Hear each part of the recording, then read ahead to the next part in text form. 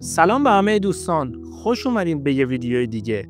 امروز میخوایم درباره موضوعی صحبت کنیم که هم عجیبه و هم خیلی سرگرم کننده است. شغل‌های باور نکردنی رئیس جمهورها قبل از اینکه وارد سیاست بشن. شاید فکر کنید همه از همون اول سیاستمدار بودن، ولی نه.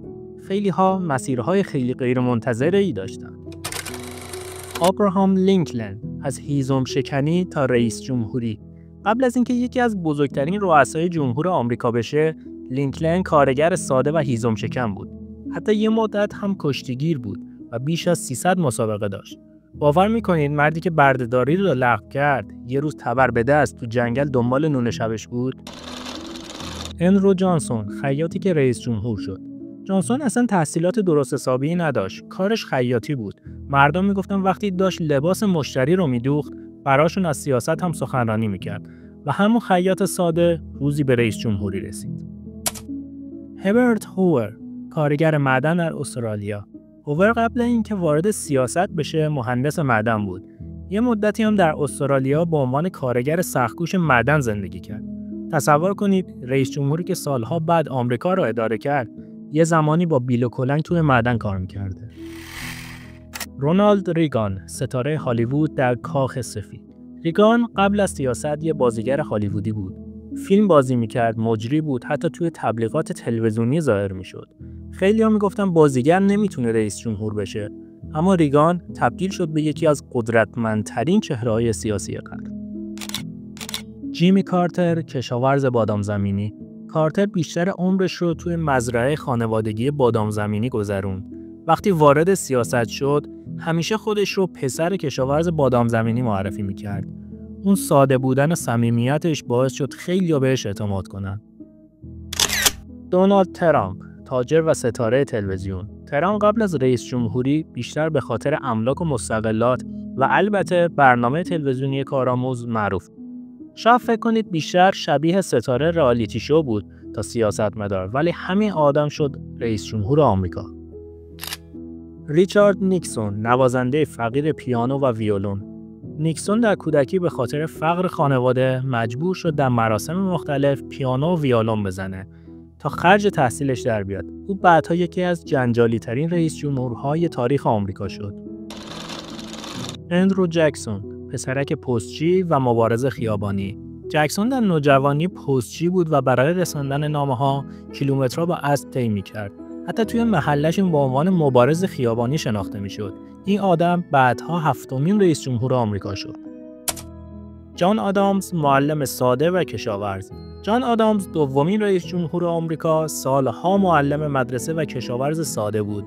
یه آدم خیلی معمولی که بعدها شد یکی از پایه‌گذاران آمریکا. لولا دا سیلوا، از کفاشی تا ریاست جمهوری برزیل. لولا تو فقر بزرگ شد. اول واکسن کفش بود، بعد توی کارخونه کارگری میکرد، اما بعدها به رهبر کارگران و در نهایت رئیس جمهور برزیل تبدیل شد. ولودیمیر زلنسکی، کمدین و بازیگر طنز. زلنسکی رئیس جمهور اوکراین رو که همه میشناسیم. قبل از سیاست یک کمدین و بازیگر طنز بود. حتی توی یه سریال نقش رئیس جمهور رو بازی کرده بود و چند سال بعد توی دنیای واقعی رئیس جمهور شد. ابوالحسن بنی سعد، دانشجوی اقتصاد و راننده تاکسی در فرانسه. حالا نوبت به یک نمونه ایرانیه. بنی سعد که اولین رئیس جمهور ایران بعد از انقلاب بود، قبل از سیاست در فرانسه زندگی میکرد. اونجا برای تامین مخارج دانشجویی حتی مدتی راننده تاکسی بود. تصور کنید راننده تاکسی پاریس بعدها رئیس جمهور ایران شد. مهاتما گاندی، کارآموز وکیل شکست خورده. گاندی که بعدها رهبر استقلال هند شد، در آغاز وکیل تازه‌کار و ناموفقی بود. هیچ کس فکرشو نمی‌کرد اون جوان خجالتی روزی الهام بخش میلیون‌ها نفر بشه. نلسون ماندلا، نگهبان معدن و کارگر ساده. ماندلا قبل از ورود به سیاست مدتی توی معادن آفریقای جنوبی به عنوان نگهبان و کارگر ساده کار می‌کرد. اما همون مرد سخت‌کوش بعدها نماد آزادی و رئیس جمهور آفریقای جنوبی شد. محمد علی رجایی، از کفاشی و معلمی تا ریاست جمهوری ایران. رجایی توی خانواده فقیر در قزوین به دنیا آمده بود. از همون بچگی مجبور شد برای کمک به خانواده کفاشی کنه و با دستهای کوچیکش پینه بزنه تا خرج زندگی در بیاد. اما این همه ماجرا نبود. اون در کنار کار سخت دست از درس نکشید. تلاش کرد، ادامه تحصیل داد و بعدها به عنوان معلم ریاضی وارد مدرسه شد. همین روحیه تلاش و عشق به آموزش باعث شد مردم بهش اعتماد کنن. هیچ کس فکرشو نمی‌کرد اون بچه کفاش و اون معلم ساده روزی به رئیس جمهور ایران تبدیل بشه.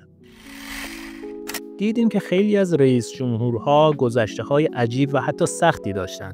از هیزم شکنی و خیاطی تا کفاشی، راننده تاکسی، کارگر معدن یا حتی بازیگر طنز. این یعنی هیچ کس از اول رئیس جمهور به دنیا نمیاد. مسیر زندگی میتونه غیر قابل پیش بینی باشه. خب رفقا، امیدوارم از این سفر در گذشته رؤسای جمهور لذت برده باشید. به نظر شما کدوم شغل عجیب تر بود؟ حتما توی کامنت ها برامون بنویسید و یادتون نره لایک کنید، سابسکرایب کنید و زنگوله رو بزنید. تا ویدیو بعدی، خدا نگهدار.